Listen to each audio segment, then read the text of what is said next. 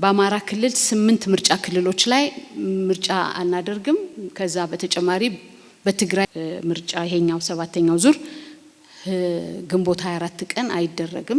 በኦሮሚያ ክልል በ179 ምርጫ ክልል ምርጫ እናደርጋለን። ኦሮሚያ 179 ምርጫ ክልል ነው ያለው። ሰላም ጤና ይስጥልን እንደምን አላችሁ ክቡራትና ክቡራን ተመልካቾቻችን፣ ይህ ዴይሊ አዲስ አበባ ነው። ዴይሊ አዲስ አበባ ቻናላችን በዛሬው ዕለት 7ኛው ጠቅላላ ምርጫ ቤት አካባቢዎች ይከናወናል። በአማራ ክልል በተለይ ምርጫ የማይከናወንባቸው ዋና አካባቢዎች የትኞቹ ናቸው፣ ሙሉ በሙሉ ደግሞ ምርጫ የሚካሄድባቸው አካባቢዎች የትኞቹ ናቸው የሚለውን ወደ እናንተ እናደርሳለን። የኢትዮጵያ ብሔራዊ ምርጫ ቦርድን ጠይቀናል።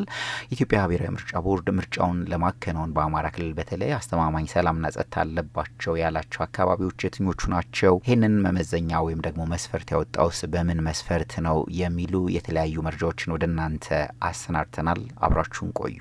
እንደምን አደራችሁ፣ እንኳን ደህና መጣችሁ። የኢትዮጵያ ብሔራዊ ምርጫ ቦርድ ሰብሳቢ ሜላትወርቅ ኃይሉ በሰጡት መግለጫ እንግዲህ በአማራ ክልል በተለያዩ በወሎ፣ በጎጃም፣ በጎንደር በተለያዩ አካባቢዎች በ8 ምርጫ ክልሎች ምርጫው እንደማይካሄድ አስታውቀዋል። ለዚህ ደግሞ የፋኖ ኃይሎች ምርጫው እንዲከናወን ፈቃደኛ ባለመሆናቸው መሆኑን አንስተዋል። ከዚህ በተጨማሪ በትግራይ ክልል ሙሉ በሙሉ ምርጫው እንደማይካሄድም አረጋግጠዋል። ከዚያ ውጭ በኦሮሚያ ክልል ግን በሁሉም የክልሉ አካባቢዎች 7ኛው ምርጫ ግንቦት 24 ቀን 2018 ዓመተ ምህረት ይከናወናል ብለዋል። ሰብሳቢው የሰጡትን መግለጫ ከዴይሊ አዲስ አበባ ቻናላችን እነሆ ተጋብዛችኋል። የጸጥታ ግምገማን በተመለከተ ተጠቅሶ እንግዲህ በምን ያህሎቹ አካባቢዎች ምርጫ ይደረጋል፣ በስንት ምርጫ ክልል የሚል ጥያቄ ጠየቀኝ ሰው ይመስለኛል ያለ። እንግዲህ አሁን ባለን መረጃ አሁን እዚህ ገብቼ እስካለው ድረስ ባለን መረጃ በአማራ ክልል 8 ምርጫ ክልሎች ላይ ምርጫ አናደርግም።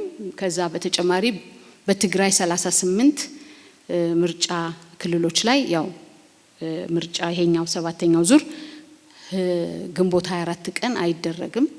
ነገር ግን ሁልጊዜ ሳይደረግ ይቀራል አይደለም፣ ደግሞ አስቻይ ሁኔታ እየታየ የመቀጠሉ ስራ ይቀጥላል ማለት ነው። አማራ ክልል 8 ምርጫ ክልሎች እንግዲህ ምናልባት ዝርዝሩን ቤዚካሊ ደቡብ ጎንደር፣ ምዕራብ ጎንደር አካባቢ፣ አምባሰል፣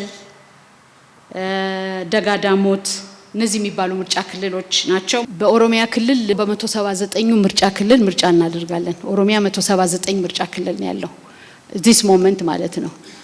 ስለዚህ የ179 ምርጫ ክልል ላይ ምርጫ እናደርጋለን። በዚህ መሰረት ቦርዱ ተዘጋጅቷል። ምርጫ ክልሎቻችንም ተከፍተዋል፣ ምርጫ ጣቢያዎቻችንም ተከፍተዋል። ምርጫ የመራጮች ምዝገባ ሲደረግባቸው ኢሬጉላሪቲ የተገኘባቸው ተጀምረው የተቋረጡ ምርጫ ጣቢያዎች ላይ ግን በድምጽ መስጫ ቀን ልክ አማራ ክልል ቤንሻንጉል እንደምናደርገው በድምጽ መስጫ ቀን መዝግበን ድምጽ የምናሰጥ ይሆናል ማለት ነው።